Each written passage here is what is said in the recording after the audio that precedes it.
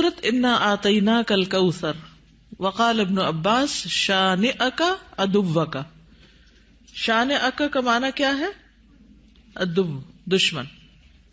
اور شان سے مراد یہاں نبی صلی اللہ علیہ وسلم کا دشمن ہے. اس سے مراد عاص بن وائل، ابو جہل یا عتبہ ہے. لیکن عام معنی یہ کہ قیامت تک جتنے بھی لوگ رسول اللہ صلی اللہ علیہ وسلم کے دشمن ہیں، چاہے وہ آپ کے دور میں تھے یا بعد میں آئے، وہ سب انجام کے اعتبار سے خائب و خاسر ہیں، نامراد ہیں. حدثنا آدم حدثنا شیبان حدثنا قتادہ عن انس رضی اللہ عنہ قال لما عرج بالنبی صلی اللہ علیہ وسلم الی السماء، جب معراج پر لے جایا گیا رسول اللہ صلی اللہ علیہ وسلم کو آسمان کی طرف، قال تو آپ نے فرمایا اتیت علی نہر، میں ایک ایسی نہر کے پاس آیا، حافتاہ اس کے کنارے قباب اللؤلؤ مجوفا، کہ وہ قبے تھے خالدار موتی کے، چھوٹے چھوٹے جیسے گنبد سے بنے ہوئے ہوتے ہیں نا. فقلت ما ھذا یا جبریل، میں نے پوچھا یہ کیا ہے جبریل؟ قال ھذا الکوثر، فرمایا یہ ہے نہر کوثر جو انا آتیناک الکوثر کے پس منظر میں ہے. حدثنا خالد بن یزید الکاہلی حدثنا اسرائیل عن ابی اسحاق عن ابی عبیدہ عن عائشہ رضی اللہ عنہا قال، کہتے ہیں سألتها، میں نے ان سے پوچھا، عن قولہ تعالی، اللہ تعالیٰ کے اس فرمان کے بارے میں، انا آتیناک الکوثر، کہ انا آتیناک الکوثر کا کیا معنی ہے؟ الکوثر کیا ہے؟ قالت نہر، کہنے لگی یہ نہر ہے، اعطیہ نبیکم صلی اللہ علیہ وسلم، جو تمہارے نبی صلی اللہ علیہ وسلم کو دی گئی.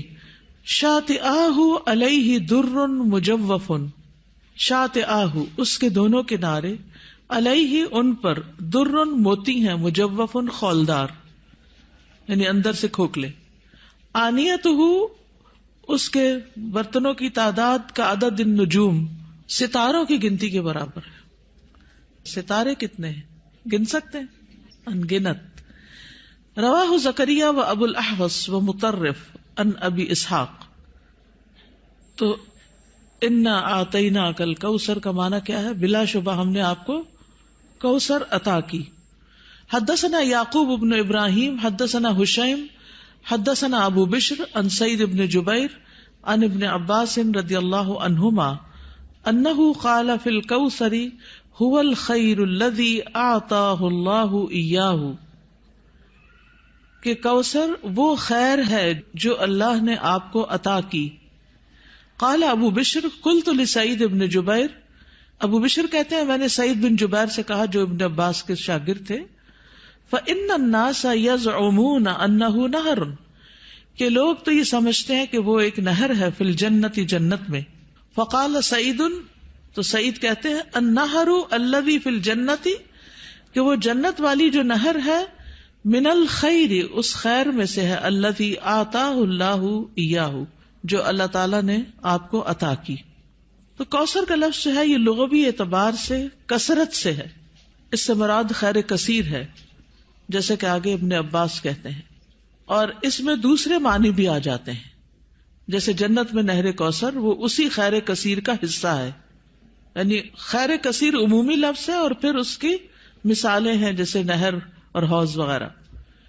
اسی طرح حوض کوثر کو بھی اس کا مصداق بتایا گیا ہے. اہل ایمان جنت میں جانے سے پہلے رسول اللہ صلی اللہ علیہ وسلم کے دست مبارک سے اس کا پانی پیئیں گے. اس حوض میں پانی جنت والی نہر سے آ رہا ہوگا. اس طرح تطبیق ہو جاتی. یعنی اگر کوئی یہ کہے کہ کوثر کا معنی کیا ہے، تو عمومی لغوی معنی کیا ہے؟ خیر کثیر. اور نبی صلی اللہ علیہ وسلم کو اوور آل خیر کثیر ہی عطا کی گئی تھی. اور پھر خصوصی معنی کیا ہے؟ نہر کوثر اور حوض کوثر. حوض کوثر میدان حشر میں ہے، جس سے پانی آئے گا کہاں سے؟ نہر کوثر سے. اور نہر کوثر کہاں ہے؟ جنت میں ہے. اسی طرح آپ صلی اللہ علیہ وسلم کو دنیا میں جو بلند مقام ملا اور آپ کا ذکر کثیر ہوا اور آپ کو فتوحات نصیب ہوئی، یہ سب بھی خیر کثیر میں شامل ہے. دنیاوی اعتبار سے کیا کیا ہے خیر کثیر میں شامل؟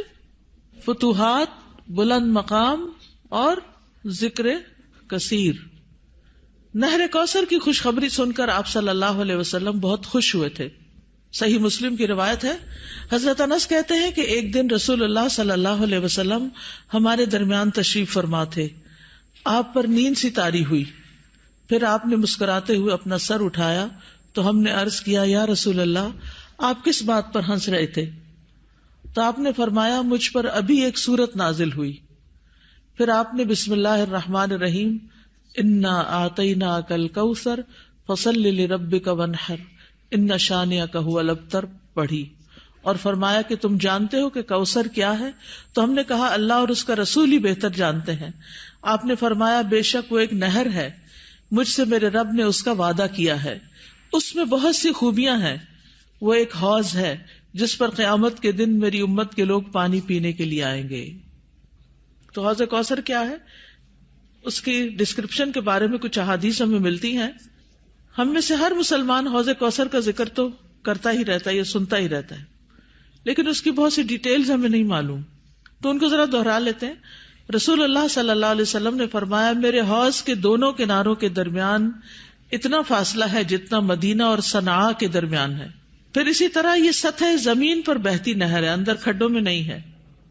رسول اللہ صلی اللہ علیہ وسلم نے فرمایا مجھے کوثر عطا کی گئی، وہ ایک نہر ہے جو گویا کہ سطح زمین کے اوپر بہتی ہے.